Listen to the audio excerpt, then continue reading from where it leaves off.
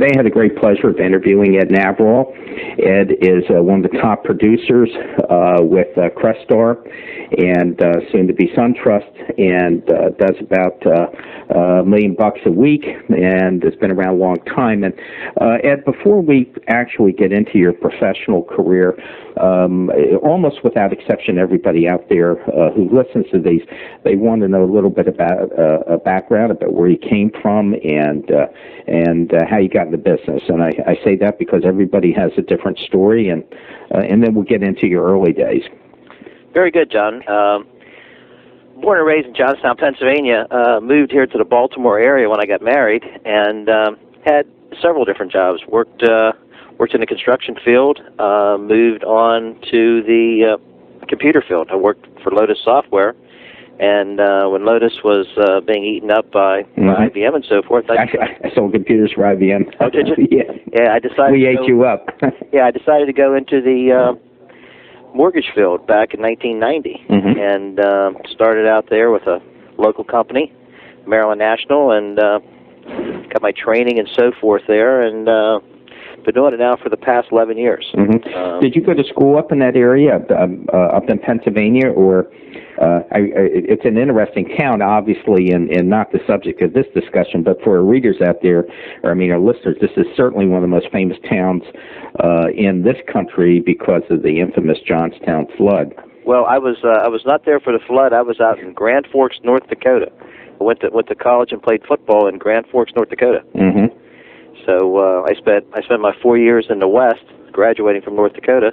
So how'd you end up where you are, which is north of Baltimore, by the way, for a listener? When I got married, my wife was in the school system. She started down here in the school system, and with her working, basically, she already had a job when I met her, and I just said, well, I'll just relocate to this area. Let me ask you something. When you got in the business, you said you started with Maryland National, and by the way, one of the things I do caution everybody is that we really do not want to get into anything that's proprietary to your company today. But kind of backing up a bit, when you got into the business, was it an easy transition or was it a difficult transition? And I say that for the listeners out there who are new, and some people have, pretty hard transitions in the business. Some have easier ones. I'm kind of curious how yours was. Really, it was fairly easy. I mean, born and raised back in Johnstown, my folks always owned a bar, and dealing with people every day, coming into the mortgage field, I found it's the same thing. It's just dealing with people, listening to their questions, and helping them. So for me, getting into the mortgage field was fairly easy. I called on realtors and builders and made friends with them, and they knew that they could count on me. But when you started, how old were you when you started in that business? Goodness, I'm going to say about 37. Oh, okay. The reason I'm saying that, sometimes, as you well know, that people who have a youthful look actually have a difficult transition in the business. Oh. And the reason is that realtors, of course, where a loan officer may have a couple $100 riding on a deal, and if they lose one, it's not life or death financially. For a realtor, it's actually just the opposite, and they may have $3-4 riding on it, and so they're looking for people that have experience that they can trust, and part of that is having, not having youthful experience. I know a lot of loan officers, myself not included, but who literally would grow a mustache just so they could look a little bit older. Well, I didn't have to worry about that problem. I was probably a little bit older than most, but sure. I think that was probably an advantage for you, actually. Yeah, I think it was. Plus, one of the things that I did early on, John, was I went to make myself accessible all the time. One of the things that I highly recommend is to start out with some 800 numbers, not only for your pager, but also for your home phone. We did a lot of relocation business, people coming in from out of town, and they love to be able to get a hold of you at nights and weekends. So with the 800 pager and phone system, they were able to reach me. What's interesting, I'm going to tell you that of all the interviews I've done, you're the first one that has mentioned that, and of using 800 numbers, not necessarily being accessible. Most people mention that in some form or another. But one of the reasons we do these interviews is because there's always a little nugget or something that somebody can use. And you're the first one that's actually mentioned that. I find that actually a good sales point. Well, the whole thing about it, John, I live in Bel Air, Maryland, which is north of Baltimore, and I was working a market 45 miles north of me. I was working the Newcastle County, Delaware, Cecil County market. Sure, I know exactly where it is. So working north, it would have always been a long-distance phone call. So right off the bat, I decided the 800 system was the way to go, plus I tied a fax machine into my home. So I didn't have to go into the office every day. I could be working right out of my house, and Saturdays and Sundays, they could just fax information to me, along with contracts. I'd like to pursue a point that you mentioned in there, that your territory was actually some distance from your home.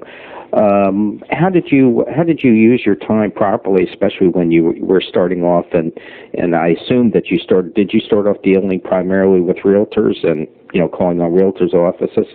Yes, I did. And starting out, my first manager, basically, like a lot of managers say, go out there, call in every office, drop off information, and getting to work for me was really three different distinct ways. I had the Interstate Highway 95, which took me the quickest way to work. Another was Route 1, which took me the back roads up into Cecil County, into Rising Sun, and down through Fair Hill. So I would call on the offices on the northern end of the county, and then other times I would go up Route 40, which would take me into the northeast Elkton area, and I could swing down into southern Delaware and up. So going to work every day, I never really went the same way all the time. I traveled different routes, which kept me from boredom, but it also allowed me to see my realtors and builders. When you started off with realtors, what were some of the things specifically that you did when you were starting off to get into realtors' offices, and especially anything that you might consider, unique? Well, back in 1990, if you think back, rates at that time were 10.5% and 11%. You had to be a little bit different. One of the things that I did was, instead of going out with a white rate sheet, I put a green. I used the symbol green for money. I used a green rate sheet, and I had a house sketched into the back of it. So I had a house with a sold sign. So looking back then at my rate sheet, you saw not only my rates, but the imprint of a house in the background with a sold sign. And what I used to do was always have a special comment section down at the bottom. And, in doing the rates, we had that for a long time, and I slowly graduated away from rates. I found that everybody did rates, and I started to put out unique programs or information that would help them. That's interesting. Usually I don't get into this until a little bit later when we talk about pricing and stuff.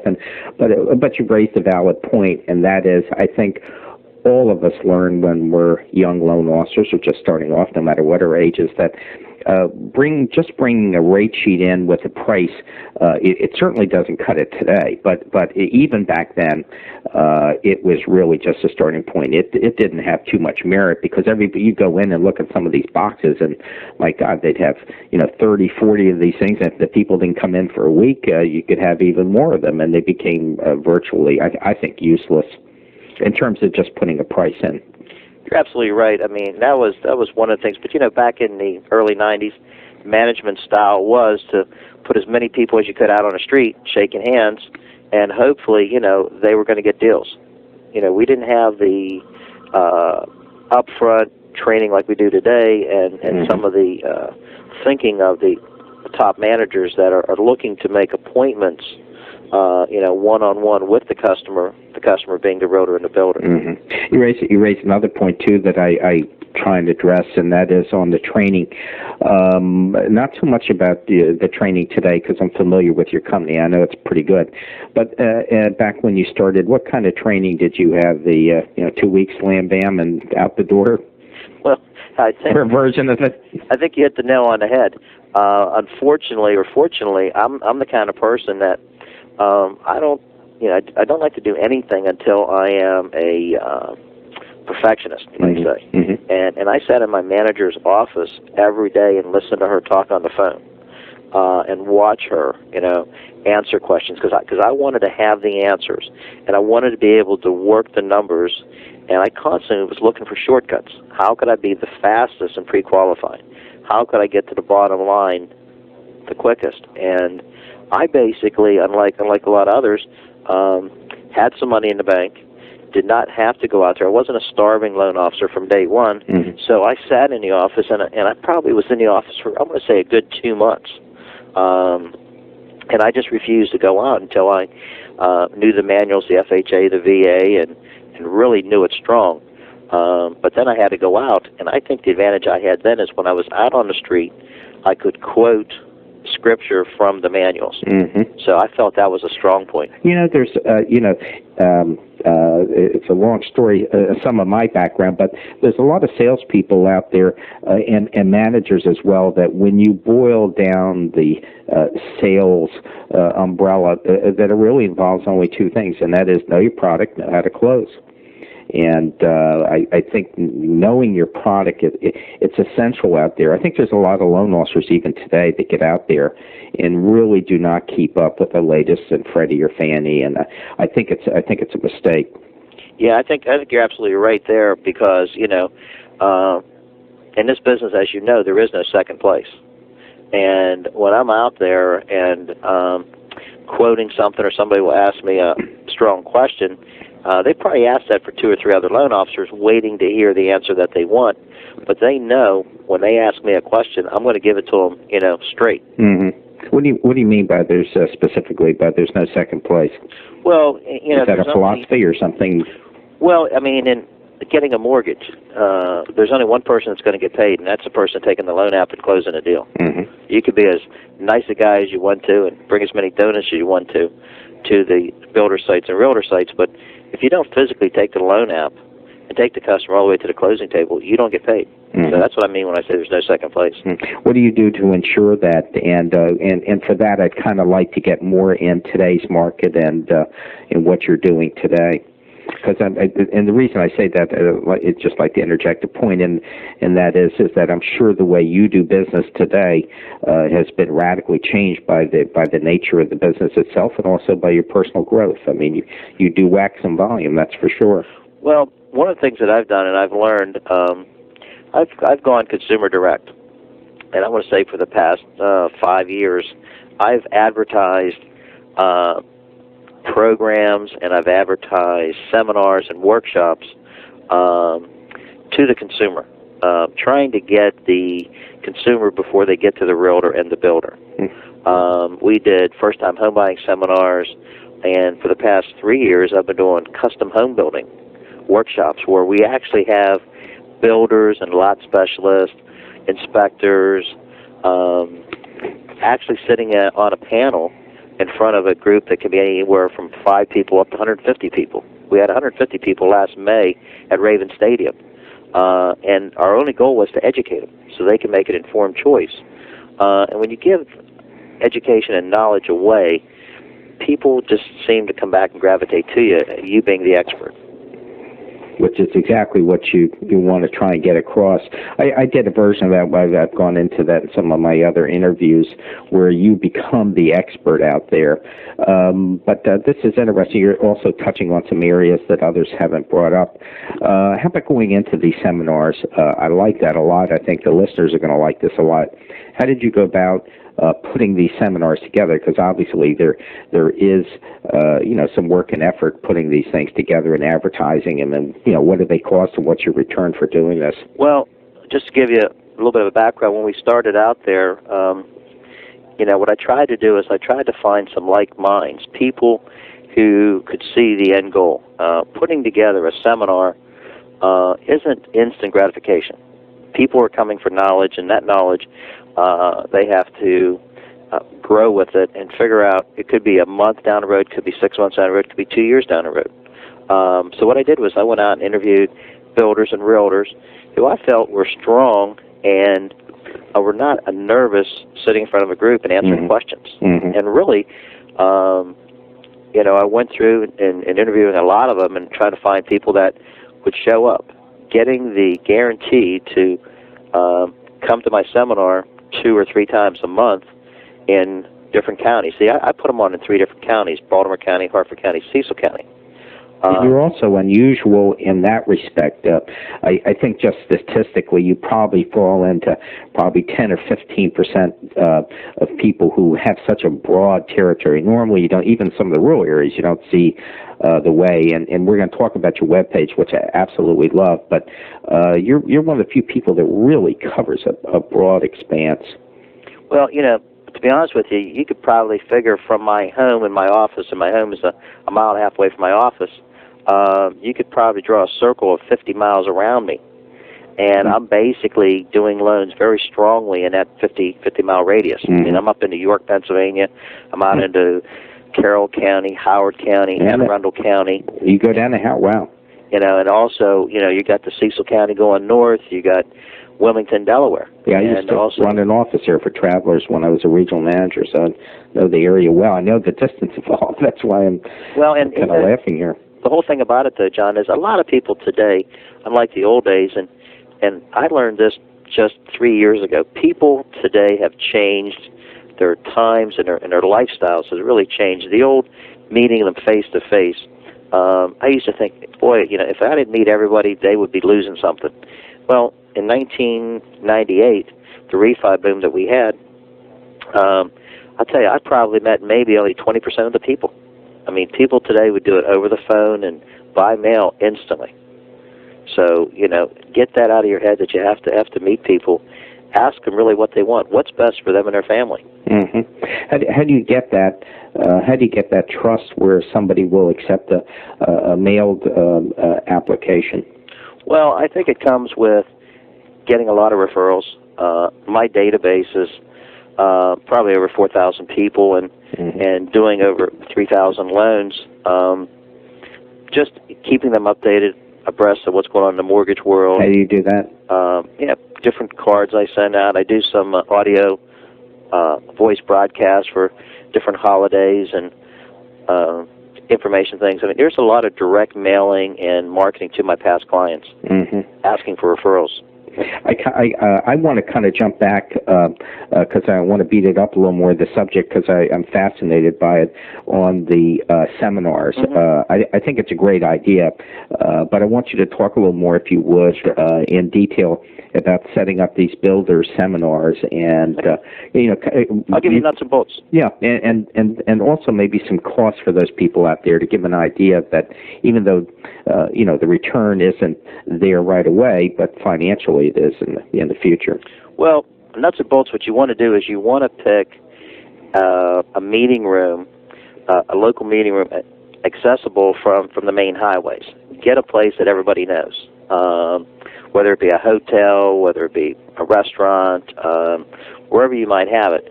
Someplace that's easy to find, easy to get to, and everybody knows in that area. Negotiate with the hotel person that you're going to come in here and you're going to do 10 seminars this year. And we start our seminars in February and work them all the way through till November. So they know they have a guaranteed sale of a meeting room 10 times. Yeah, I see. And what we also do is we book them. We book them early. In January, I'll have my entire year booked out. So I don't have to worry every month about, did we call the room? Did we get it? It's already booked. With that, they'll give you reduced price. And what is that in your area? In Cecil County and Hartford County, they charge us $100 a night. And in Baltimore County, it's $150. And if you want coffee or soda or something like that, that's extra. We do coffee in the early months when it's cold, February, March, April. And during the summer months, we just go with water and some soft drinks. What time do you start them? What I found is, and I try to look at the customer. What does the customer have? Different work hours, different work shifts.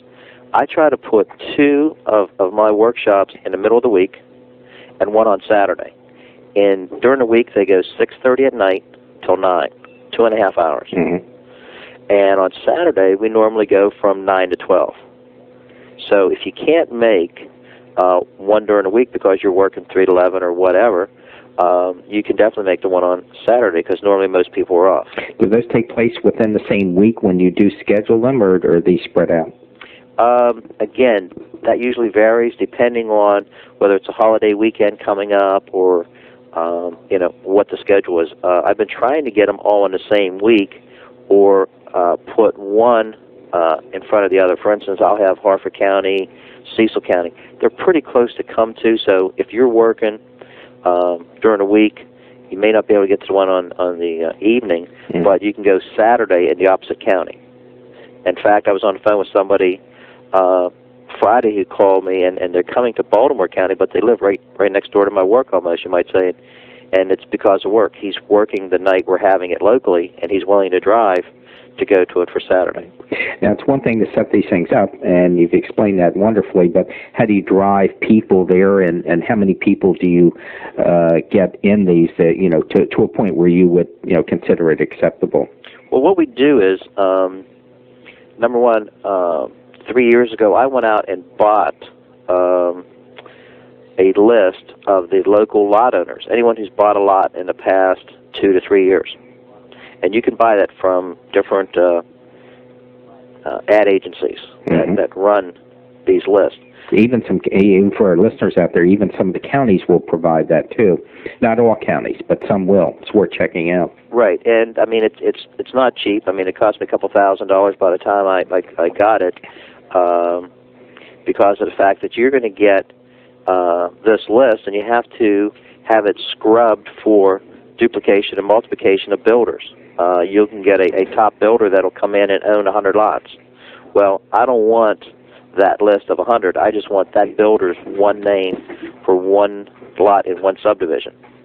So you need to really, if you go out and buy the list, you want to be very specific on the size of the lot, how many acres, and also to make sure that it's not multiple builders owning them. Mm-hmm. You could spend a lot of money Sure. for names of lots that are owned by one builder. But I mean, we bought those lists. A couple of my builders actually go out and get down to the courthouse every month and pick up the names of the lot purchasers that month. So I not only have purchased them that way, but my builders have also given me hot leads that I put on my mailing list, and I keep them abreast with mailings of our workshops. Mm-hmm. I don't want to digress too far from the subject, but technically, how do you do that? Do you put them in like an ACT program where you do mail merges, or how do you set it up? Do you go into Excel? We have an ACT database, and it's set up for every county, which is also... So a separate folder in ACT? Exactly, Mm-hmm. exactly. And we'll direct mail the different counties of, lot owners and letting them know that we have these seminars. And we usually give them a list of 3 to 4 months out. Could I just say something here, because I happen to use Act 2 or Act 2000 as the actual program I use. I truly, and let's see if I can get some concurrence on this, I really do not understand how any loan officer out there today worth his salt can maintain a significant volume and really get into the top ranks without using something like ACT or Goldmine, some sort of a database to do these sort of things. It just amazes me the people that are still operating, with using notepads and pieces of paper and folders, and just kind of blows my mind. You're absolutely right, John. Yeah, we've been using ACT, probably the last 5 or 6 years. And, it really makes it nice because when you're on the phone with somebody, you can just pull up their name and, look at their past history, and you're absolutely right. I mean, you need to have some database tool that you can use day in and day out. You and I both use ACT, so we know how easy it is.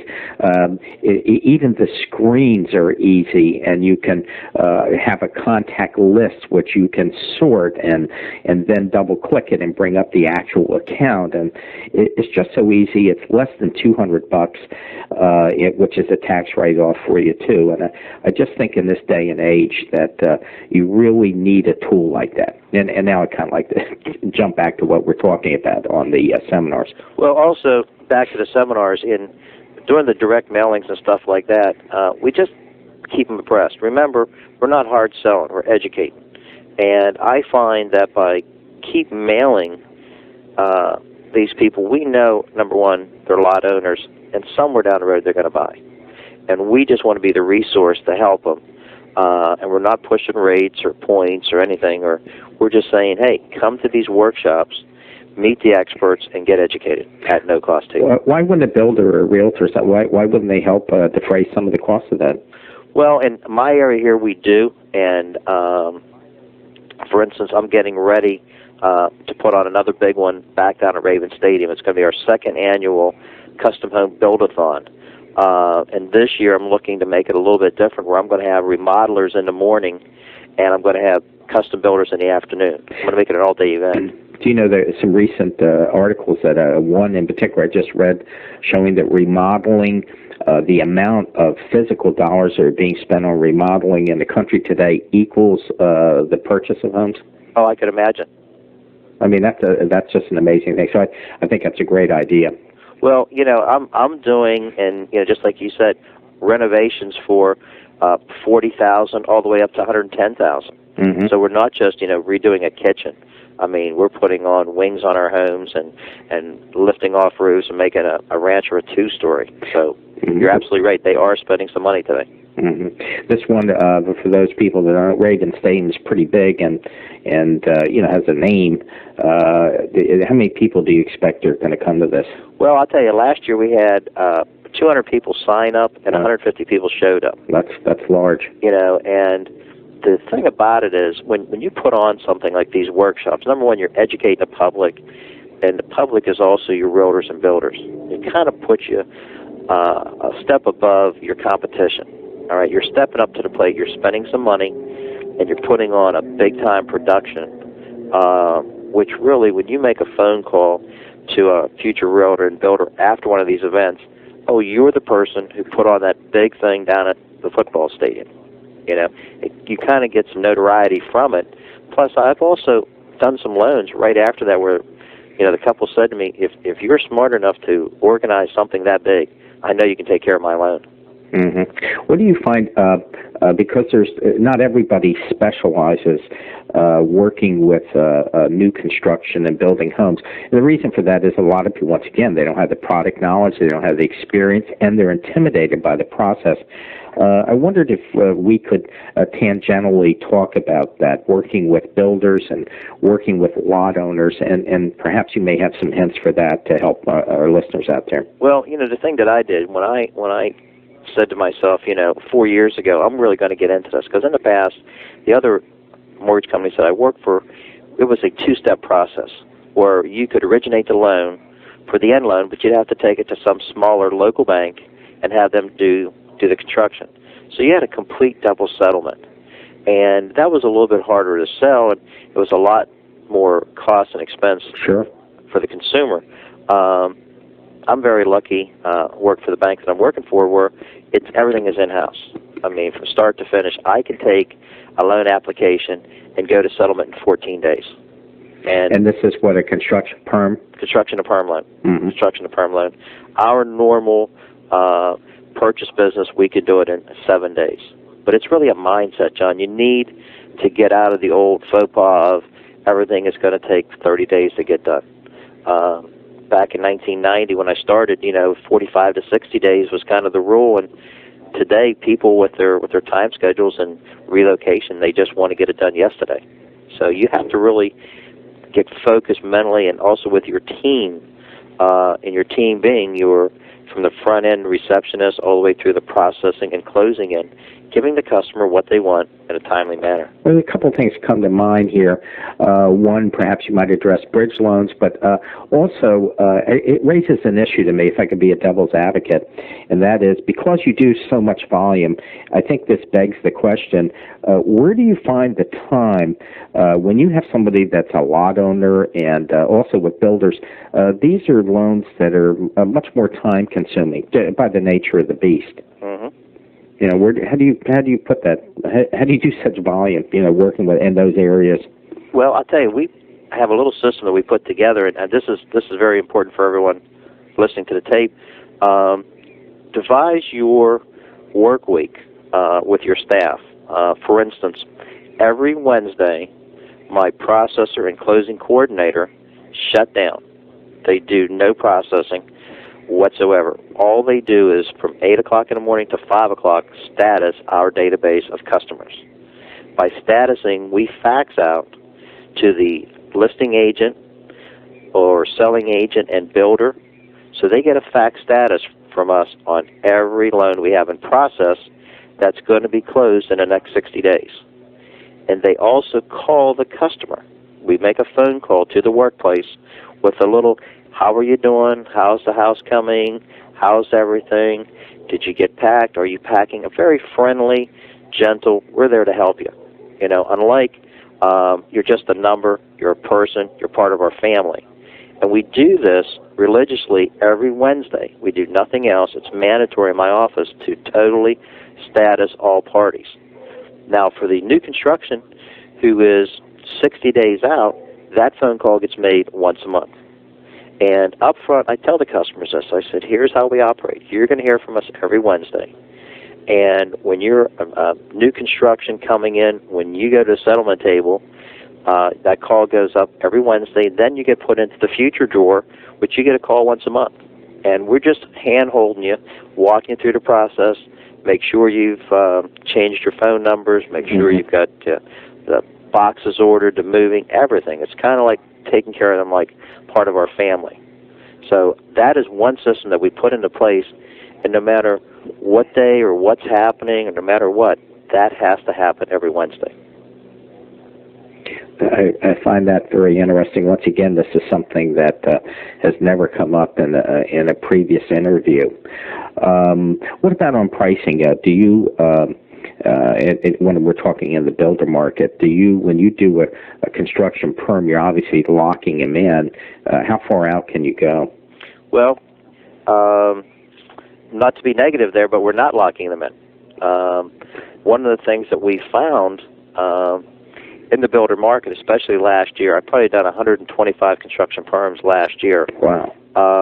The problem that we had is, and especially in 1999, supply shortages, labor shortages, homes were not being built on time. Along with that, people make changes throughout.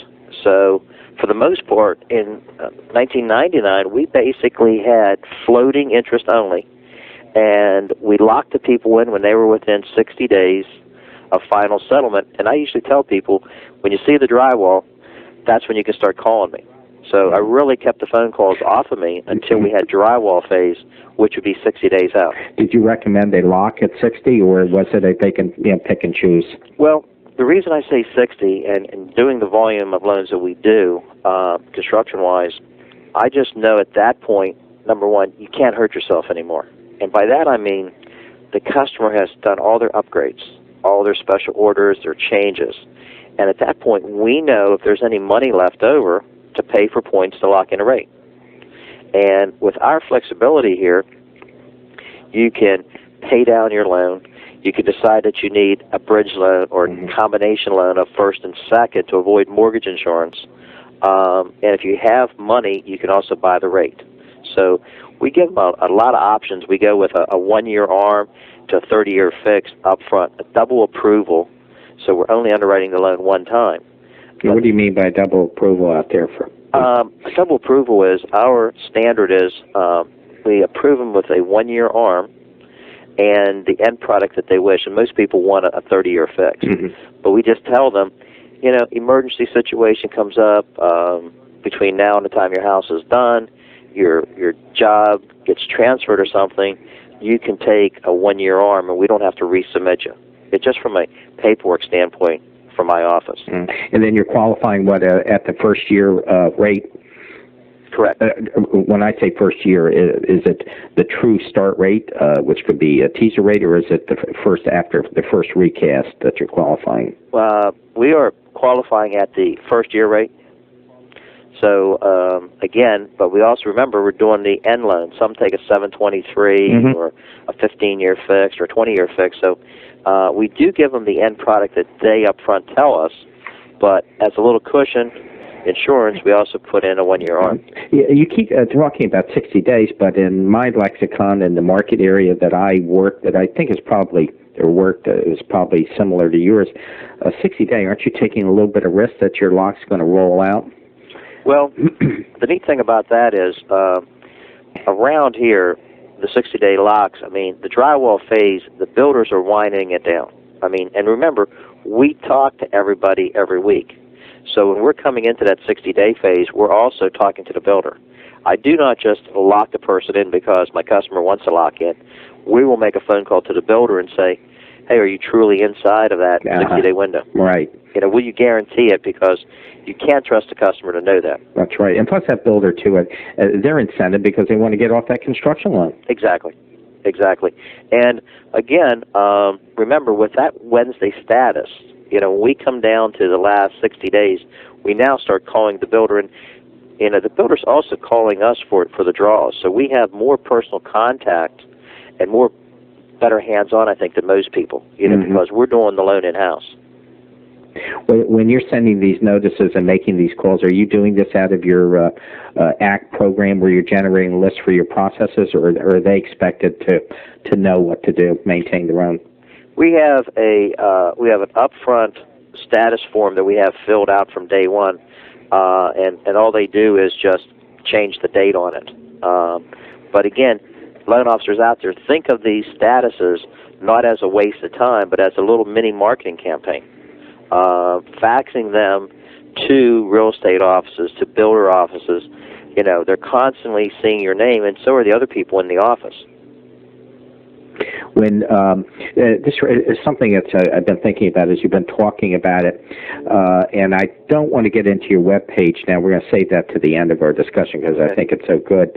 How come you don't use the internet to post something so the realtors can pull it off? Do you find that sometimes lower tech, I'm not trying to put words in your mouth, but is sometimes lower tech better?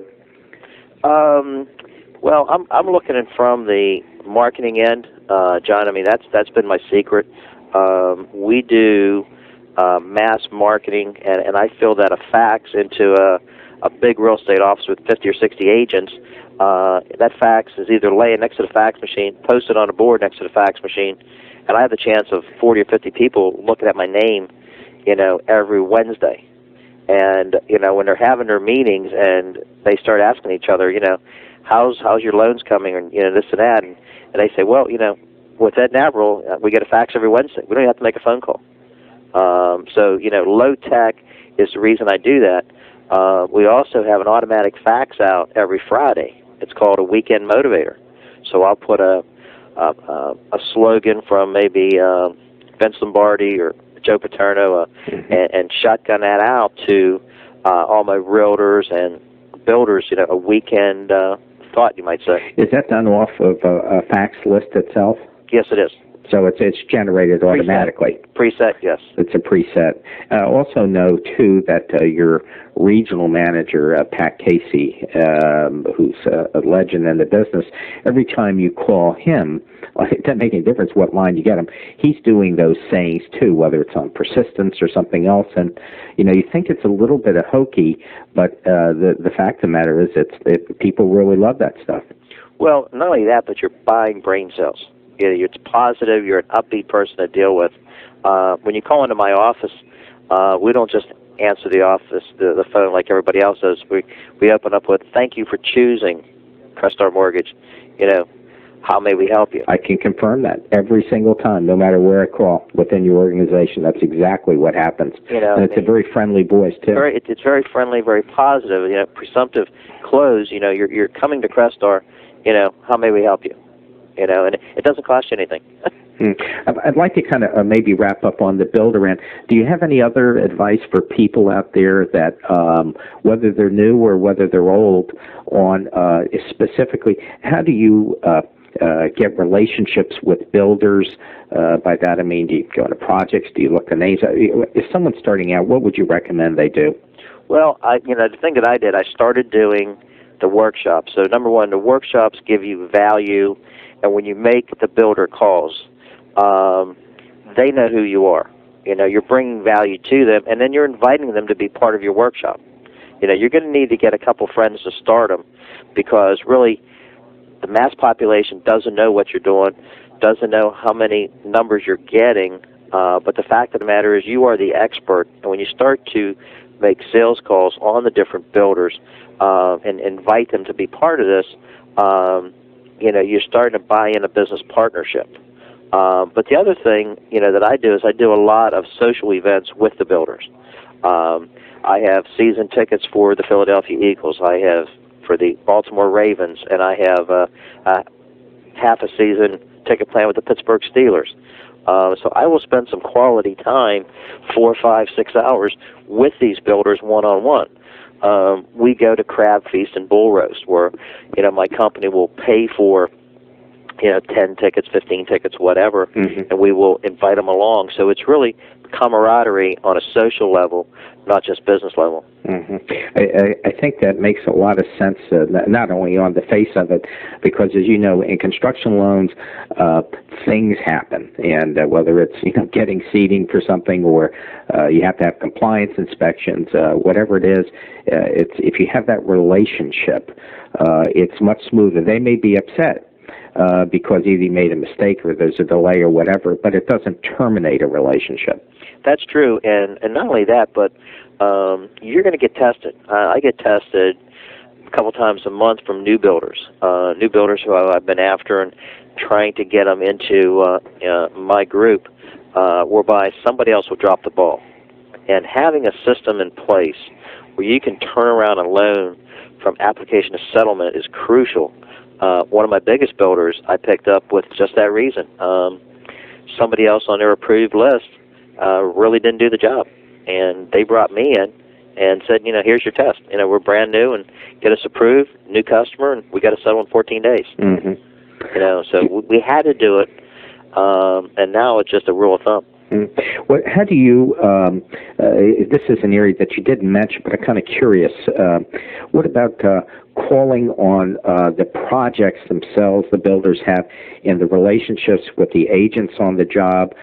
Do you find that they try and jam you where they have a relationship with another loan officer and are always trying to move that loan? How do you lock up your builders? Well, one of the things I do, and again, it's a social. Dealing with Ed Naworol is a social, fun guy. For instance, last Friday night, we got the Crestar Skybox for an oil game. And I went out and invited 15 women, agents, builders' wives, owners of companies, and had a baseball game where I took nothing but women. So I took the site managers, my top realtors. We had a social event, starting out with meeting in my office, having dinner at the ball game, and watching a game. So it's very social and kind of fun, interaction, out of the workplace. What about, do you do a lot of construction loans for some of the builders you deal with? And by that I say, I'm actually leading somewhere up front, and that is, do you find that if you don't do the construction loans, do you find you're running into a problem where someone is funding the construction loans but then is trying to take all the perms as part of the deal? Well, one of the great things that we do here, and not every bank can do this, is we will work off of hard cost up front. And the hard cost is the actual cost of the lot and the contract to build the house. But at modification, when the home is done, we use the appraised value.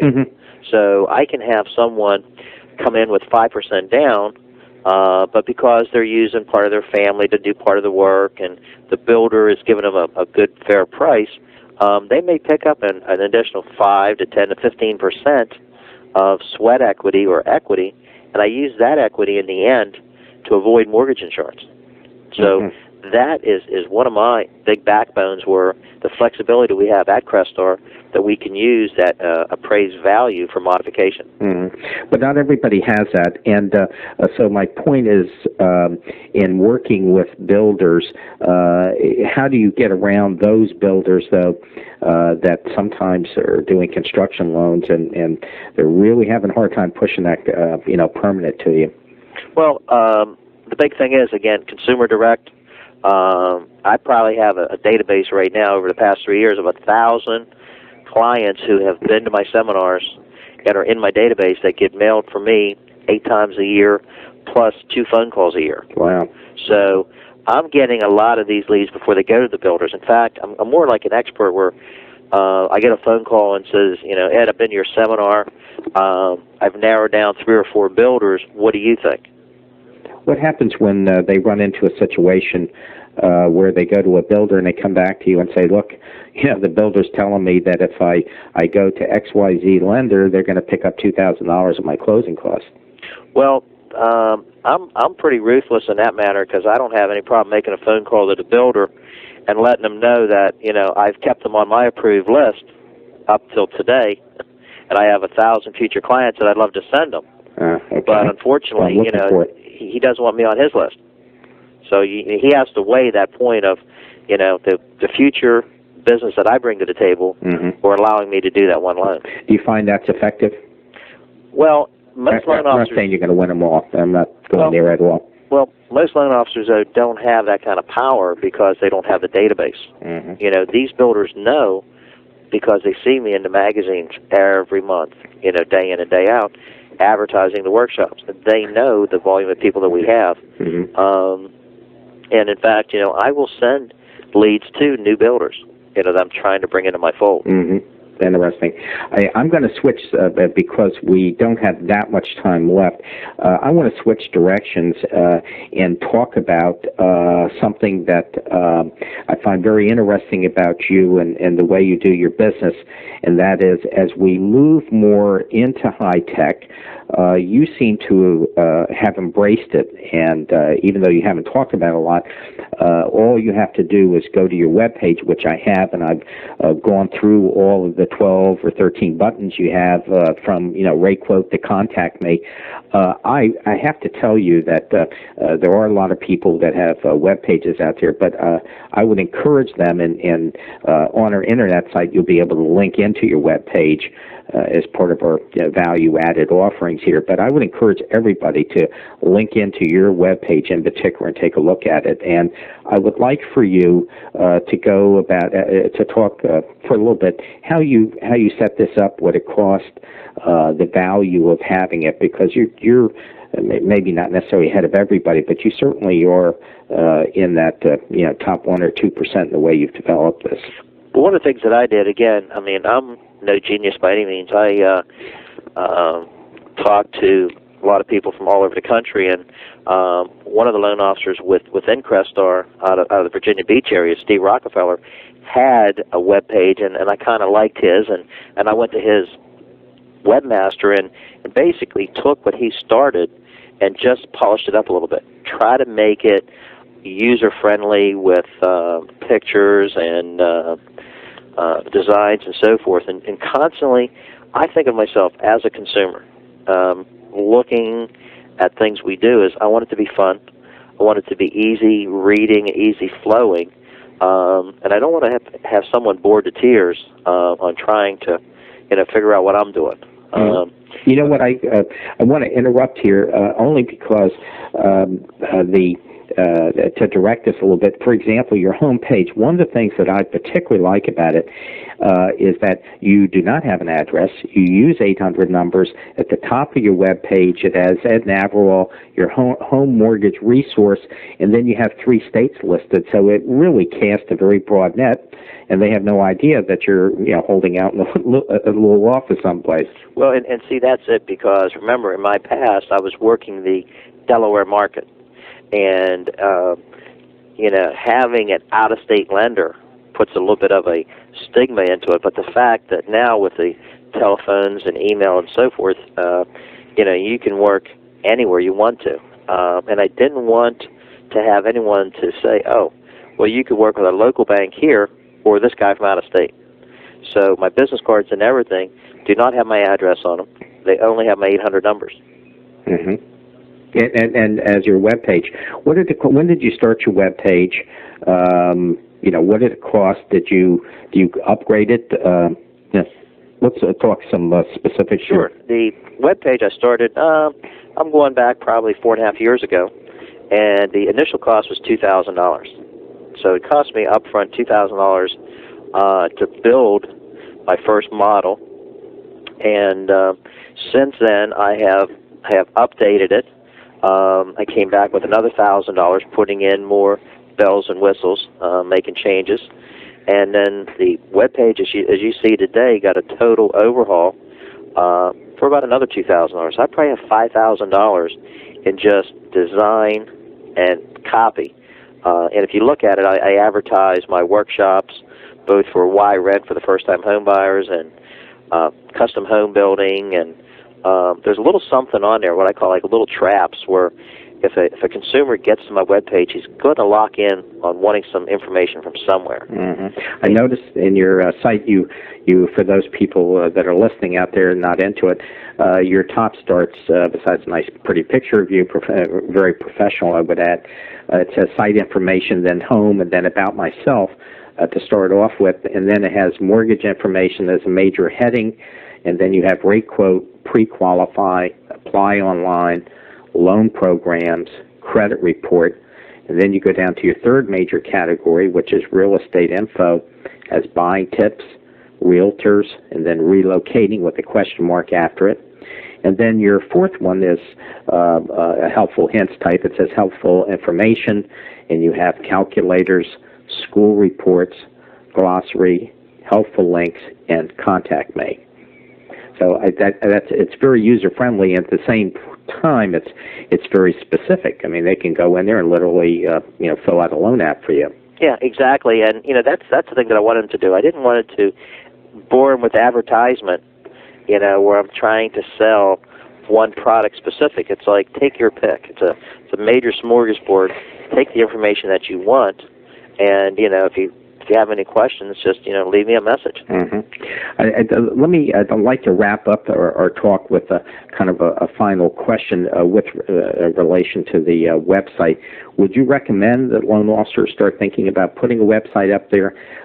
Is it drawing business? Do you think you're just ahead of the curve and kind of preparing for the inevitable?